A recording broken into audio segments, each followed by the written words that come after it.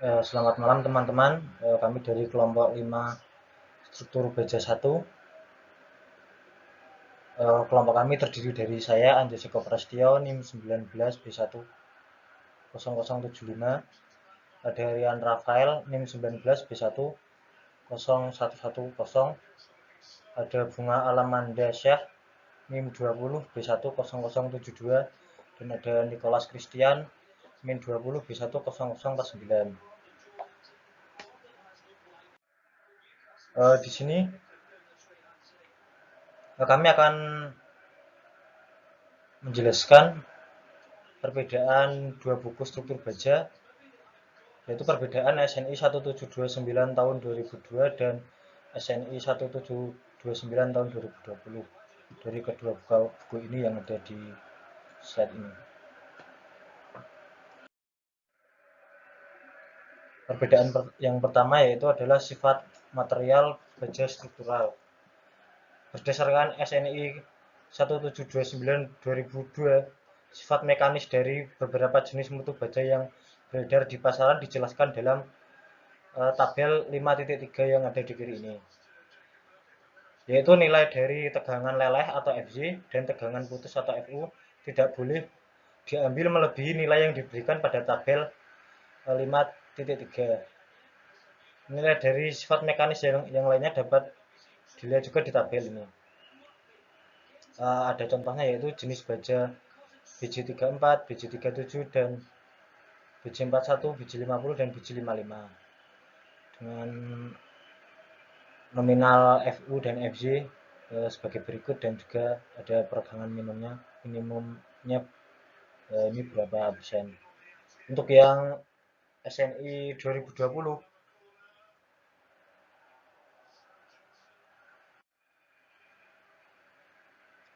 di mana standar ini mengacu pada ISC atau American Institute of Steel Construction, maka jenis baja yang disebutkan dalam standar ini juga berdasarkan ASTM atau yang ada di slide belakangan ini. Dan untuk material baja struktural yang sesuai dengan salah satu spesifikasi ASTM berikut disetujui untuk digunakan dalam standar ini. Untuk profil struktur gilas panas yaitu ASTM A36, ASTM A529, ASTM A572, ASTM A588. Untuk penampang struktur berongga yaitu ASTM A53 yang grade B, ASTM A500, ASTM A501, dan ASTM A618. Untuk pelat yaitu ASTM A36, ASTM A242, ASTM A283, ASTM A4514, ASTM A529, dan yang lainnya yang di sebelah sini. Untuk batang yaitu ASTM A36, ASTM A529, ASTM A572, dan ASTM A709. Untuk yang lembaran yaitu ASTM A606 dan ASTM A101 atau A101 MSS, HS/N, HS/F.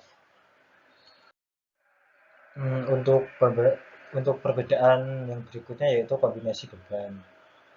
Untuk yang SNI 1729 2002, kombinasi bebannya yaitu 1,4D. Yang kedua ada 1,2D plus 1,6L plus 0,5 LU atau H. Yang ketiga ada 1,2D plus 1,6 LU atau H plus YL L atau 0,8W. Yang keempat yaitu 1,2D plus 1,3W plus YL plus YLL plus 0,5 atau LU atau H. Yang kelima ada 1,2D plus 1E plus YL L. Yang terakhir ada 0,9D plus dalam kurung 1,3W atau 1E. Untuk yang SNI 1729 tahun 2020, Perbedaannya yaitu 1,4D, yang kedua ada 1,2D plus 1,6L plus 0,5 LR atau S atau R. Yang ketiga ada 1,2D plus 1,6 LR atau S atau R plus L atau 0,5W. Yang keempat 1,2D plus 1W plus L plus 0,5 LR atau S atau R. Yang keempat ada 1,2D plus 1E plus L plus 0,2S. Yang kelima ada 0,9D plus 1,0W. Yang terakhir ada 0,9D plus 10E. Untuk berikutnya yaitu faktor reduksi distribusi tegangan plastis. Yang di SNI 1729/2002 yaitu distribusi tegangan plastis. Untuk distribusi tegangan plastis pada daerah momen positif balok komposi yang menggunakan penghubung geser, tegangan tekan sebesar 0,5 Fc aksen dianggap bekerja dengan distribusi merata. Untuk yang metode distribusi tegangan plastis SNI 1729/2020, untuk metode distribusi tegangan plastis, kekuatan minimal harus dihitung dengan asumsi bahwa komponen baja telah mencapai tegangan Fc baik dalam kondisi tarik atau tekan dan komponen beton dalam kondisi tekan yang diakibatkan gaya aksial dan atau lentur telah mencapai tegangan sebesar 0,5 Fc aksen. Dengan Fc aksen adalah kekuatan tekan beton terspesifikasi KSI atau MPa. Untuk PSR bundar yang terisi beton, tegangan sebesar 0,95 Fc aksen diizinkan digunakan untuk komponen beton dalam kondisi tekan akibat gaya aksial dan atau lentur untuk memperhitungkan efek-efek pengekangan beton. Jadi intinya untuk yang di 2002 yaitu 0,85 Fc aksen. Kalau yang di 2020 boleh menggunakan 0,95 Fc aksen.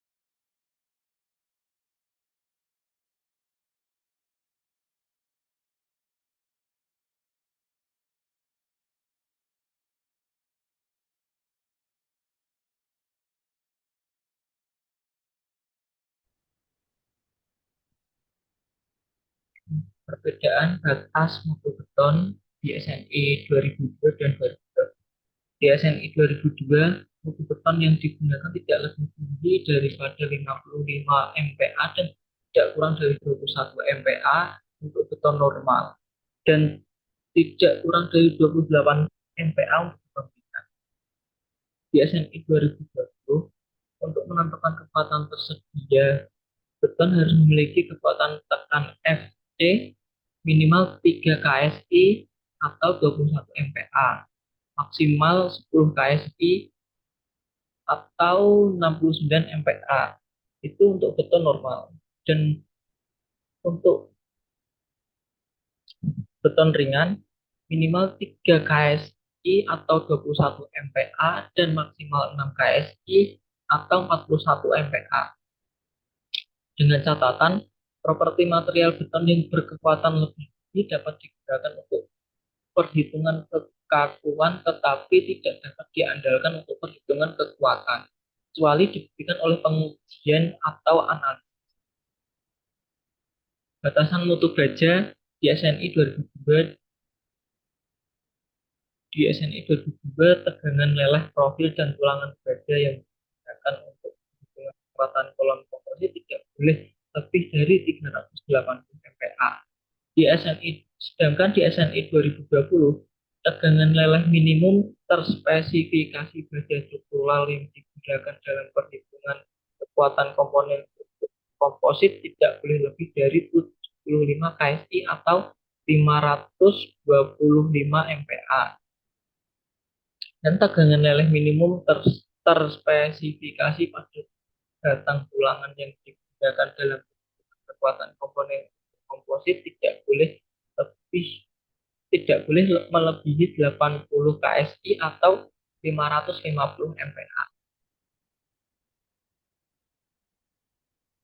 Dan ini perbedaan rasio baja pada struktur komposit di SNI 2002 dan 2020. Di SNI 2002, luas penampang profil baja minimal sebesar 4% dari luas penampang komposit total. Kedua, selubung beton untuk penampang komposit yang berintikan baja harus diberi tulangan baja longitudinal dan tulangan pengekang lateral.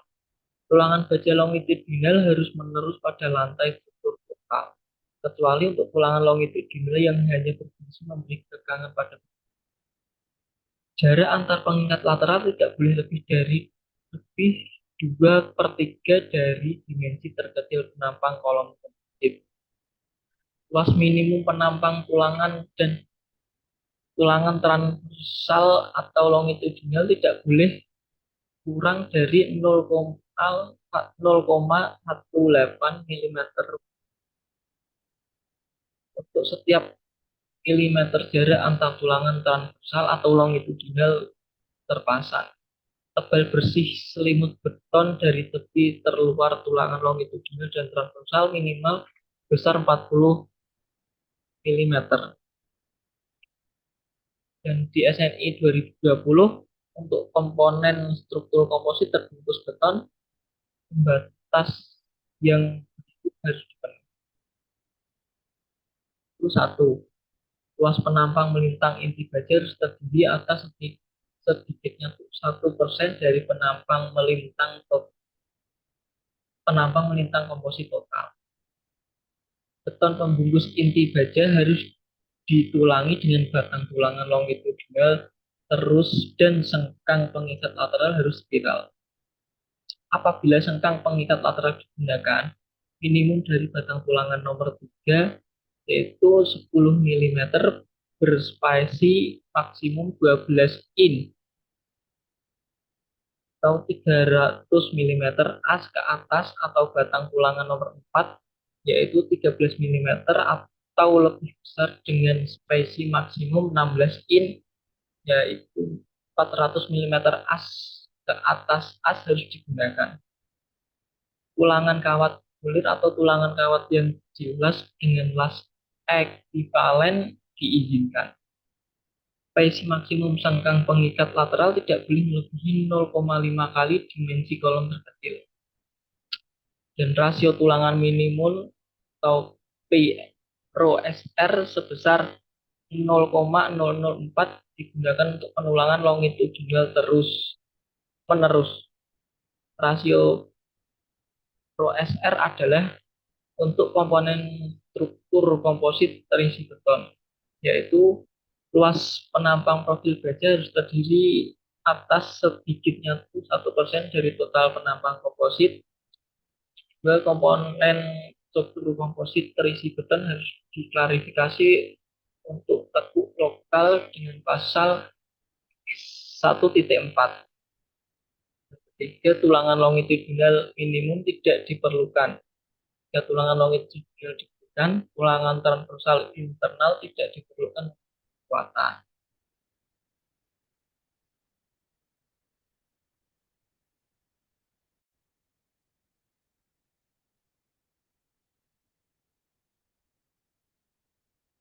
Selanjutnya, untuk perbandingan kuat tekan nominal pada SNI lama atau SNI 1729 dan 2002 itu,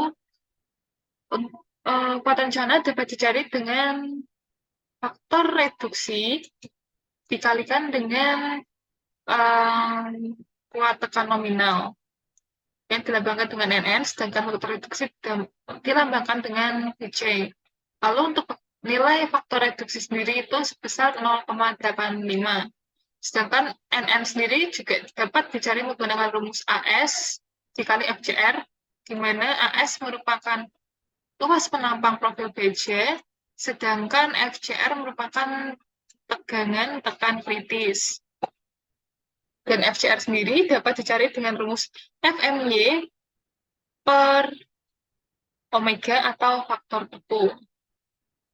Selanjutnya di sini ada beberapa aturan nilai lambda, di mana apabila lambda kurang dari sama dengan 0,25, maka faktor tekunya sebesar 1.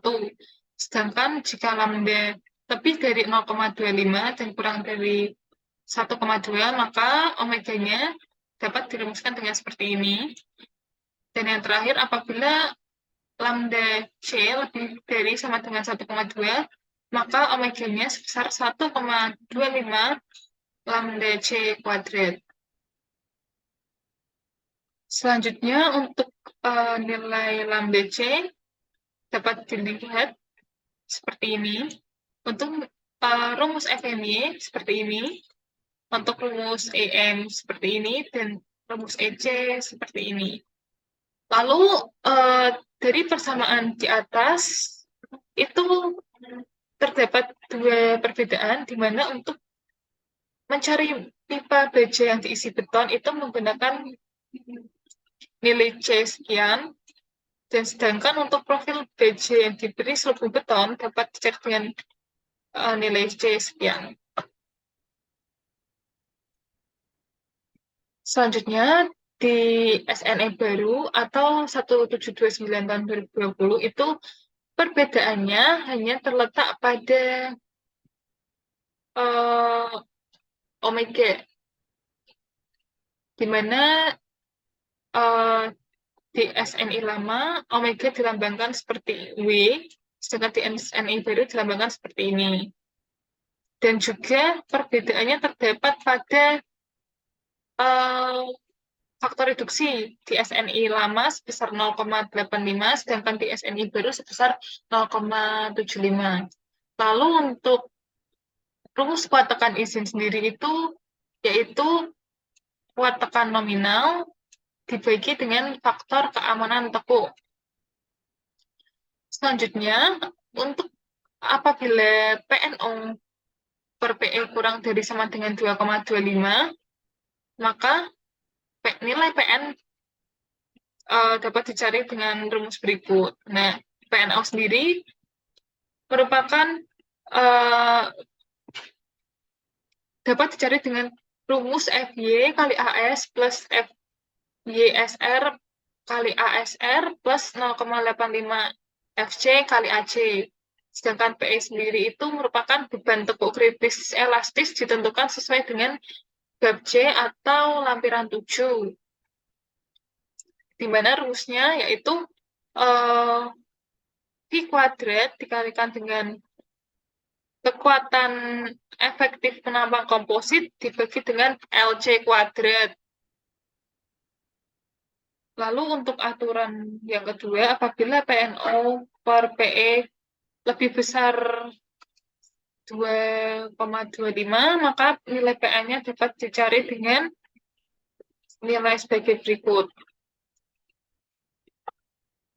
Nah, untuk kuat tekan sendiri itu dapat dibedakan menjadi 3 bagian. Untuk penampang kompaknya, itu dapat dicari dengan rumus PNO berikut. Sedangkan untuk penampang non-kompak, nilai PNO-nya dapat dicari menggunakan rumus berikut. Dan untuk nilai penampang langsing, nilai PNO-nya dapat dicari menggunakan rumus sebagai berikut. Nah, kesimpulan untuk kuat tekan nominal pada SNI lama dan SNI baru itu terletak pada lebih banyak faktor yang diperhitungkan di SNI yang baru. Selanjutnya untuk nilai kuat tarik nominal pada SNI lama, rumus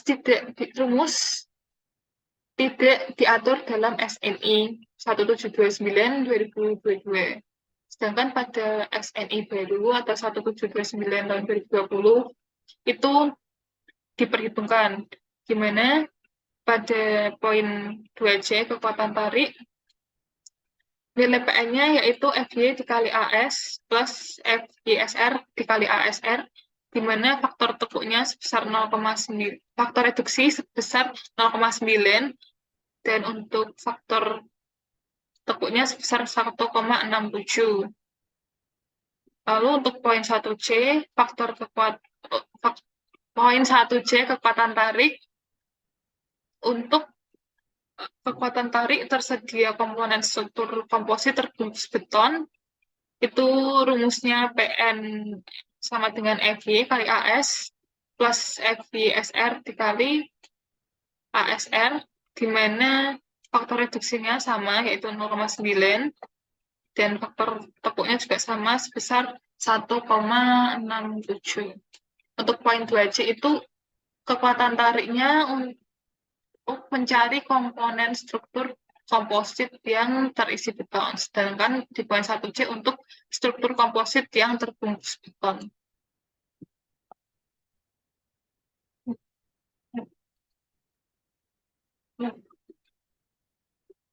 Ini kan yang berbeda itu.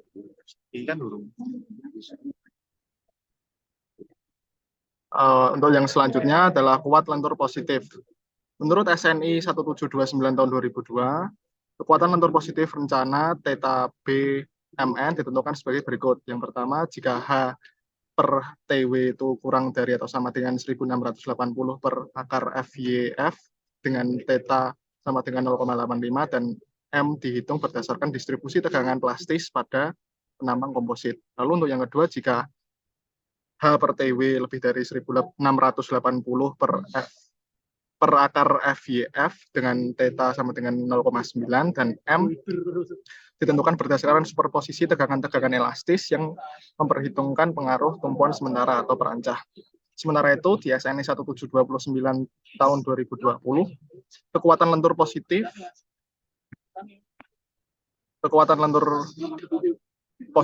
θ B MN dan kekuatan lentur positif yang diizinkan MN atau Ohm B harus ditentukan untuk keadaan batas leleh sebagai berikut.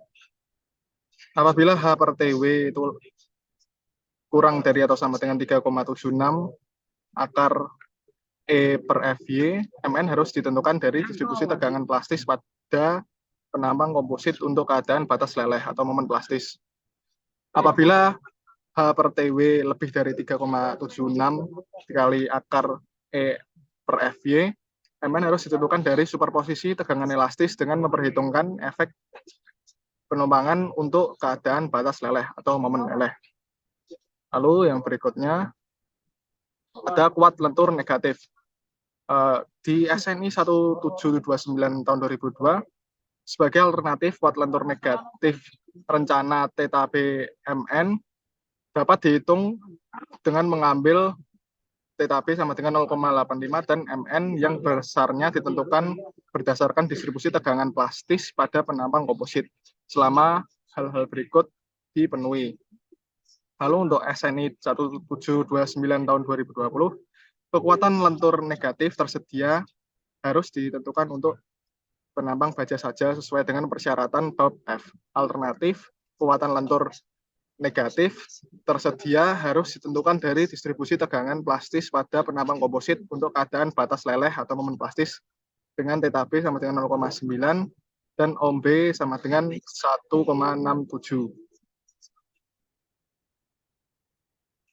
Lalu yang berikutnya dek baja bergelombang. Pada SNI 1729 tahun 2002, pasal 2 ini disebutkan plat beton harus disatukan dengan balok baja melalui perhubungan geser jenis paku yang dilas yang mempunyai diameter tidak lebih dari 20 mm.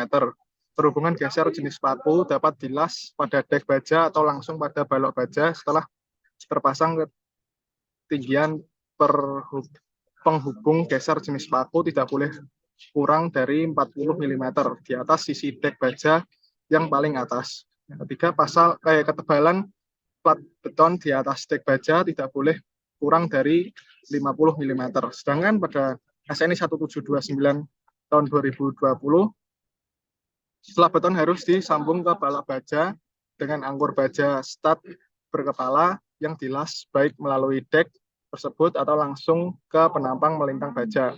Angkur baja stat berkepala setelah instalasi harus diperpanjang tidak kurang dari 1,5 in atau 38 mm di atas bagian paling atas dek baja dan harus ada paling sedikit setengah in atau 13 mm. Selimut beton terspesifikasi di atas bagian paling atas angkur baja stat berkepala.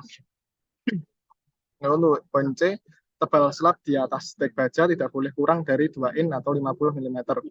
Lalu poin D, dek baja harus diangkur ke semua komponen struktur pendukung pada spasi tidak melebihi 18 in atau 460 mm.